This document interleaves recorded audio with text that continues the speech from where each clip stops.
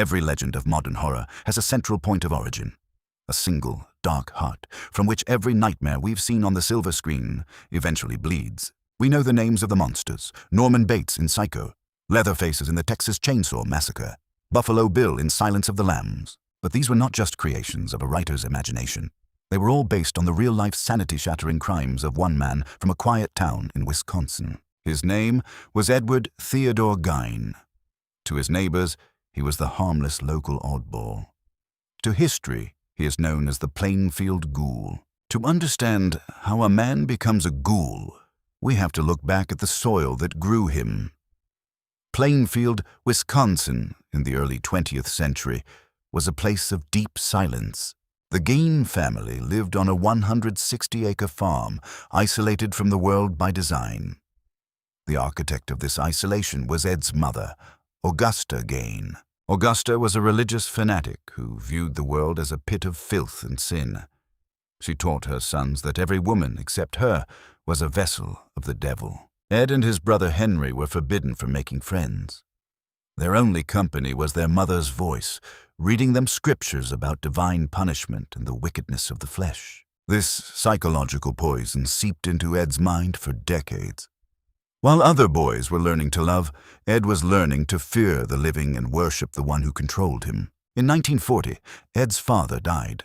Then, in 1944, a mysterious fire broke out on the farm. Henry Gein was found dead, his body unmarked by flames, but his heart stopped forever.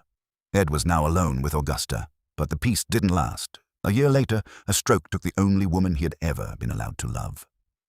The death of Augusta Gein didn't liberate Ed. It shattered his reality. He couldn't exist in a world without her, so he decided to stop time itself. He sealed off his mother's bedroom along with the parlor. He kept them in pristine condition, a shrine to a woman who had spent her life making sure he remained a child. While the shrine remained clean, the rest of the farmhouse began to decay. Dust, trash, and rot became Ed's only companions as he retreated further into the shadows. But Ed was lonely. The voices in the walls were getting louder, demanding the presence of the mother he had lost. And so, Ed Gein began to go out at night. He wasn't looking for money. He wasn't looking for jewelry. Ed Gein was a harvester of the dead. He began to exhume bodies from local cemeteries, focusing on women who reminded him of Augusta. Between 1947 and 1952, Gein made at least 40 late-night trips to 3 different cemeteries. He became a self-taught master of the macabre, learning how to exhume remains in total silence. He would take the remains back to his workshop in the farmhouse. And there, under the flickering light of a single bulb, the village idiot turned into something the world had never seen.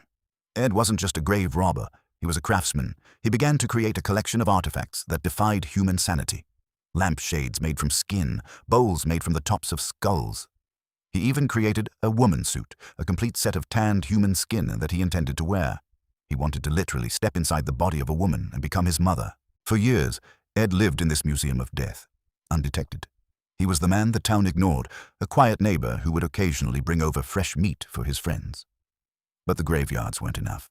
The dead were dry and cold. The voices in the house wanted something warm.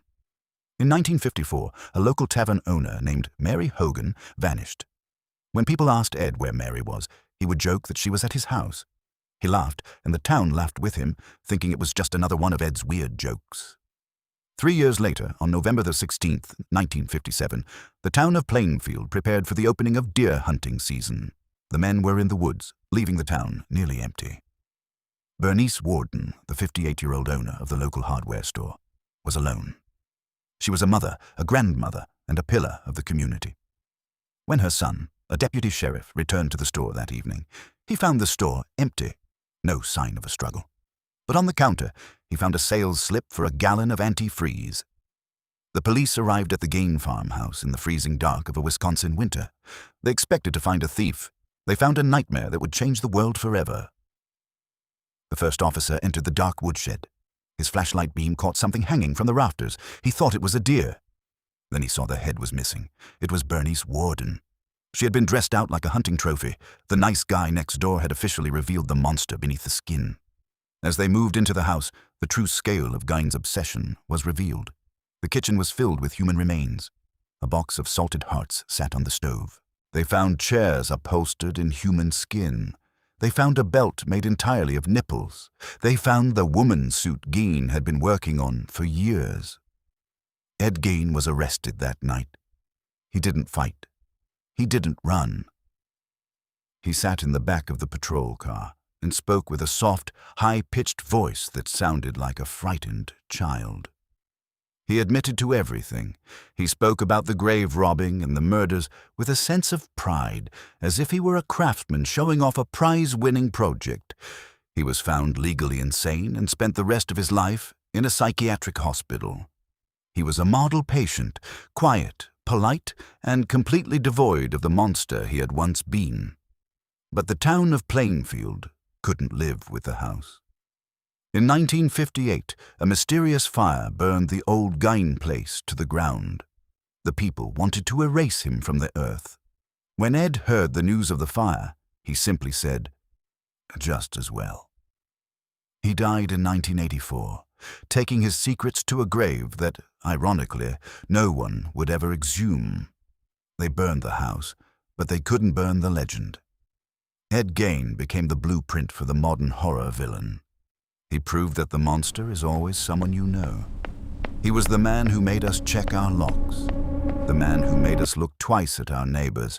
He showed us that the most terrifying things are often hidden in the most mundane places. Which movie monster do you think is the closest to the real Ed Gein? Tell us in the comments. Subscribe for more true horror, and keep your lights on tonight.